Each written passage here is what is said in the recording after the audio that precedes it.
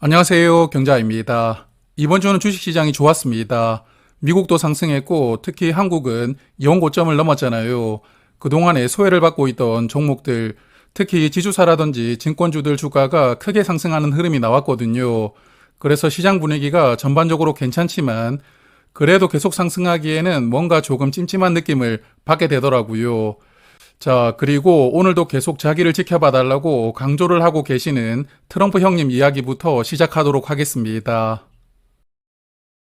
요즘에는 미국도 보고 있으면 참 혼란한 것 같더라고요. 상호 관세를 매기는 게 위법이다, 아니다로 미국 사법부와 행정부가 싸움을 하고 있습니다. 그래도 일단은 항소를 진행할 동안에는 관세를 계속 부과하는 것으로 결론이 나기는 했는데, 물론 한국 사람인 저의 입장에서는 관세가 부과되지 않고 그냥 옛날로 돌아가면 정말 좋겠거든요. 그렇다고 계속 이렇게 맞니 안 맞니 하면서 싸우게 되면 불확실성이 커지게 되는데 이런 부분도 정말 불안하게 생각이 됩니다. 그리고 트럼프 형님이 금요일만 되면 화가 나는 게 아닌가 싶더라고요. 저번 주 금요일에는 유럽에게 관세를 50% 매기겠다고 하면서 저의 주말을 힘들게 하더니 또 이번 주는 철강 관세를 50% 올리겠다고 이야기를 하더라고요. 그래서 당장 월요일에 포스코 홀딩스나 현대제철 같은 철강주도 영향을 조금 받을 것이고, 제가 투자를 하고 있는 현대차도 영향을 받아서 주가가 내려갈 것으로 예상되는데요. 투자자들이 주말 동안 편안하게 쉬는 것이 못마땅스러운 것인지는 모르겠지만 금요일만 되면 왜 이렇게 폭탄을 하나씩 던지는 것인지 정말 참 역대급 대통령이기는 한 것 같습니다. 그래서 저도 이번 주에 결국 앱을 설치를 했는데요. 트루스 소셜 앱을 설치했는데 미국 선물이 갑자기 빠지면 이유를 알 수가 없으니까 답답하더라고요. 그래서 이번에는 트럼프가 무슨 소리를 했나 하도 궁금해서 앱을 설치를 해보았는데, 화면 보시는 이 트윗이 철강 관세를 50% 올리겠다고 이야기를 한 내용입니다. 그래서 선물 시장이 출렁거릴 때마다 왜 출렁거리는지 이유를 알 수가 있어서 좋기는 한데, 이렇게까지 대통령 입을 쳐다보면서 투자를 해야 되는 현실이 참 서글프다는 생각도 많이 들었습니다. 그리고 이번 주에 파월과 트럼프 대통령이 만났지만 결국 자기 할 말만 하고 끝나더라고요.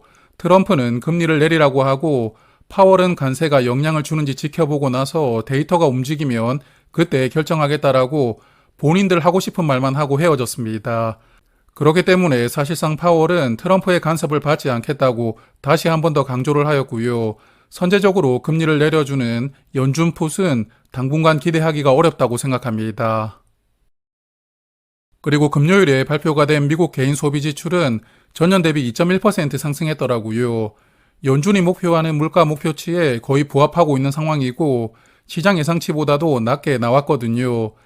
그래서 미국 물가가 잡혀가고 있다는 것을 데이터가 보여주었는데, 그렇지만 관세 영향이 실질적으로 반영되는 시기가 6월 이후라는 관측이 많거든요.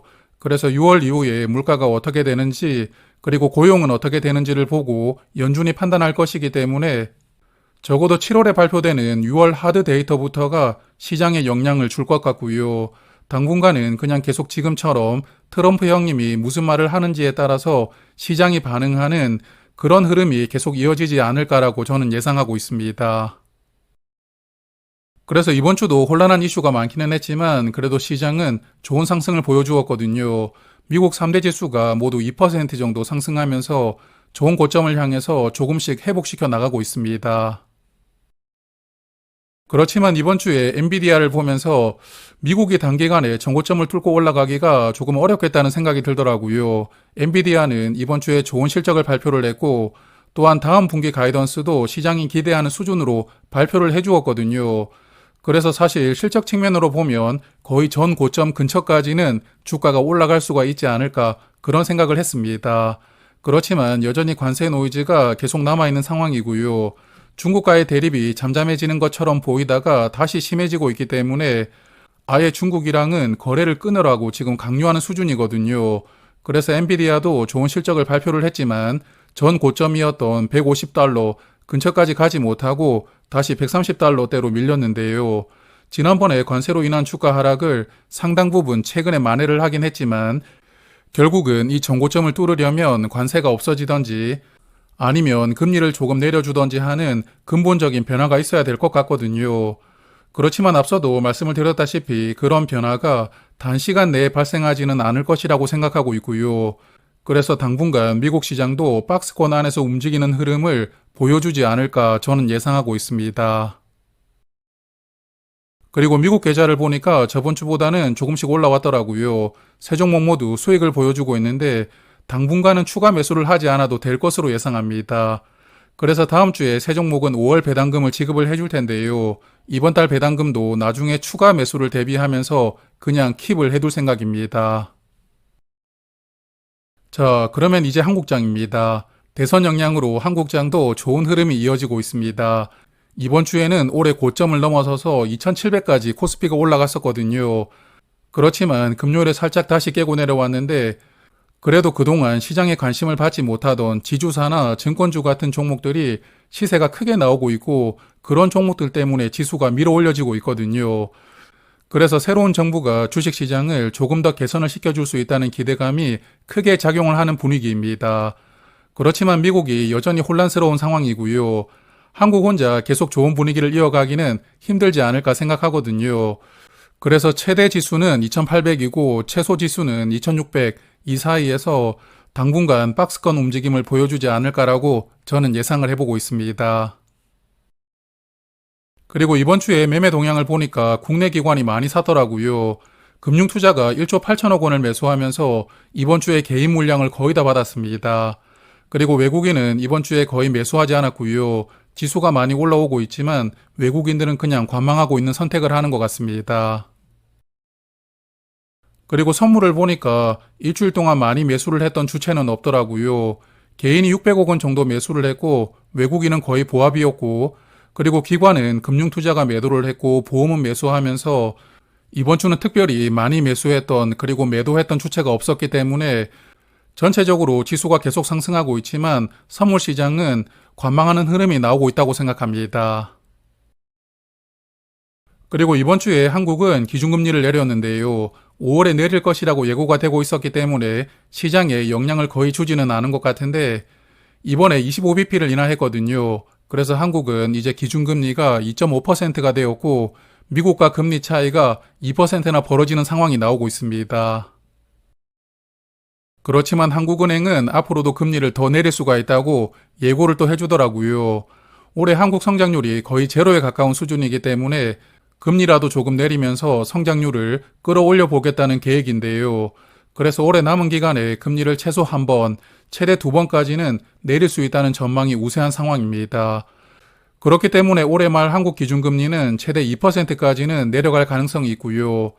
파킹형 상품들도 한국보다 미국에 투자하는 상품이 금리 측면에서는 훨씬 더 유리해 보이거든요. 하지만 환율이 앞으로 어떻게 될지 모른다는 게 변수라고 생각합니다. 금리 차이만 생각을 하면 환율이 다시 1,400원대로 올라가는 게 정상이겠지만 여전히 미국과 환율 협의를 하고 있다는 변수가 남아 있으니까요. 저는 그냥 국내 시장에 투자하는 파킹형 상품을 당분간 더 이용할 생각입니다. 자, 그러면 ISA 계좌를 볼 텐데요. 이번 주에 새로운 식구를 데리고 왔습니다. 그동안에 째려보고 있다고 말씀을 드렸던 비만 치료제 ETF를 이번 주에 첫 매수로 200주를 매수했고요. 포트폴리오에 편입을 했는데 잠시 후에 조금 더 말씀을 드리겠습니다. 그리고 조금 전에 말씀을 드렸지만 미국 시장이 박스권 안에서 움직일 가능성으로 예상을 하고 있기 때문에 라이즈 미국 AI 밸류 체인은 분배락이 나오기 전에 200주를 매도를 했고요. 분배락이 나오던 목요일에도 주가가 상승하더라고요. 다시 200주를 매도하면서 본전 가격에 400주를 덜어내었습니다. 그리고 남는 돈은 파킹형 상품에 넣어두었는데 그러면 이번 주에 새로운 식구인 비만 치료제를 조금 더 말씀을 드리고 넘어가겠습니다. 현재 비만 치료제 시장을 선도하고 있는 기업은 노보 노디스크 그리고 일라이릴리입니다. 그래서 이 상품은 두 종목을 50% 비중으로 담고 있고요. 나머지는 에브비나 로슈 같은 글로벌 제약사 8곳을 합쳐서 약 50% 비중으로 담고 있는 상품입니다. 그래서 노보노디스크와 릴라이일리의 주가 흐름에 영향을 많이 받게 되는 상품이고요. 그리고 매달 분배금을 지급하는 월배당을 하는 상품인데 최근 1년간 월 평균 16원을 분배하고 있고 연간 분배율은 2.1%이거든요. 분배율이 높은 상품은 아니고 그리고 실제 적용되는 총 보수가 0.73%입니다. 보수 측면으로 보아도 다소 높다는 점이 단점이라고 생각되는 종목입니다. 그리고 화면에 월봉 차트를 보시면 이 종목은 작년 초에 상장을 했었거든요. 작년 상반기에는 주가가 이렇게 올라가다가 작년 여름에 고점을 찍었고요. 지금 거의 1년 동안 주가가 내리막을 타고 있습니다. 특히 지난 4월 초에 상호 관세가 발표되었을 때와 지금 주가가 큰 차이가 없는데요. 최근에 S&P 500이나 나스닥 지수는 크게 회복을 했지만 미국 바이오 종목들은 여전히 어려운 시간을 보내고 있습니다. 그리고 지난번에 투자일기에서도 한번 말씀을 드렸지만 이렇게 주가가 힘을 쓰지 못하는 배경에는 두 가지 원인이 있는데요. 첫 번째는 트럼프 대통령이 미국 약값을 내리려고 예를 많이 쓰고 있거든요. 전 세계 나라 중에 약값이 가장 낮은 나라 수준으로 미국도 강제로 낮추라고 명령을 한 것인데 아무래도 본인의 지지율이 조금 낮아지다 보니까 국민들의 지지를 이끌어낼 수 있는 정책 중에 하나로 약값을 건드리고 있는 것은 아닌가 생각합니다. 그리고 의약품에 대해서도 품목 관세로 별도로 관세를 매기겠다고 예고를 해주고 있기는 한데요. 아직까지 이런 품목 관세가 반영되지 않아서 불확실성이 계속 남아있는 상황이고 이런 분위기가 바이오 섹터 주가를 누르는 촉매로 작용하고 있다고 생각합니다. 그렇지만 비만 치료제의 경우에는 시장이 정말 빠르게 성장을 하고 있는데요. 보험을 청구하기가 어렵기 때문에 아직까지는 돈이 조금 여유 있는 분들만 활용을 하고 계시거든요. 그래도 효과가 꽤 좋은 편입니다. 특히 미국의 셀럽들이 대부분 사용하면서 효과를 알게 모르게 홍보를 해주고 있는데요. 대표적으로 일론 머스크가 노보노디스크의 위고비를 사용하고 살을 14kg 뺐다고 하더라고요. 비만으로 고통을 많이 받는 사람들의 관심을 많이 일으키고 있습니다. 그래서 현재는 돈도 조금 비싸긴 하지만 또 이걸 배에다가 직접 주사를 하고 매주 한 번씩 놓아야 하거든요. 조금 번거로운 상황이긴 한데 그렇지만 먹는 약으로 비만 치료제가 개발이 되고 있거든요. 일라이 릴리는 임상 3상이 마무리가 되었고 내년에는 먹는 약을 출시할 예정입니다. 그래서 주사 방법이 아니라 먹는 약 형태로 개발이 된다면 조금 더 시장이 확대될 것으로 예상이 되고요. 그래서 지금까지는 여러 악재 때문에 주가가 눌리고 있지만 그렇지만 이제는 내릴 만큼 내린 것은 아닌가 그런 생각이 들더라고요. 그래서 앞으로도 주가가 내릴 때마다 조금씩 모아가면서 일단 900주까지는 수량을 천천히 늘려가 볼 생각입니다. 자, 그래서 계좌 잔고를 보면 타이거은행 수익률이 조금 더 높아졌는데요. 이제 15%까지 수익이 나오고 있는데 지난번에도 말씀을 드렸지만 그냥 700주는 계속 보유를 하고요. 분배금을 받을 생각입니다. 그리고 맥쿼리 인프라가 이제 거의 본전까지 올라왔는데 마이너스 1%까지 주가가 올라왔거든요. 6월 안으로는 평단가를 넘어갈 것이라고 예상하고 있고 평단가 이상으로 주가가 올라온다면 수량을 조금 줄여나갈 생각입니다. 그리고 이번 주에 매도를 했던 라이즈 미국 AI 밸류 체인은 이제 제가 기준으로 생각하는 900주를 남겨두었는데요. 현재 주가가 9,700원 정도 되는데 다음 주에 주가가 조금 더 하락해서 혹시 9,500원 아래로 내려온다면 다시 100주 단위로 매수를 하고요. 평단가를 최대한 또 낮춰볼 생각입니다. 그리고 코덱스 미국 배당 형제들도 저번 주보다 주가는 조금 더 올라왔고요. 그리고 JR리츠도 조금 더 올라왔는데 다음 주에는 2,800원 한번 넘어주길 바라보고요. 그리고 현대차는 이번 주에 배당락이 나왔는데 혹시 다음 주에 주가가 14만 5천원 아래로 내려간다면 그때부터는 다시 5주 단위로 조금 더 매수를 해볼 생각입니다. 그리고 마지막으로 미래에셋 계좌에서는 이번 주에도 KTNG 주가가 올라올 때마다 5주씩 매도를 했거든요. 12만 1,000원부터 12만 5천원까지 5주씩 팔다 보니까 총 25주를 팔게 되었고요. 이제 50주가 남았습니다. 그래서 앞으로도 주가가 12만 6천원 또 이상 올라온다면 계속 매도를 하고 마지막에 13만 원에 전부 정리할 생각이고요. 그렇지만 반대로 주가가 혹시나 11만 원 이하로 빠진다면 다시 매수를 해보고 수량을 채워 놓을 생각입니다. 그리고 여기서 보유하고 있는 현대차는 마이너스 10%까지 수익률이 빠졌는데요.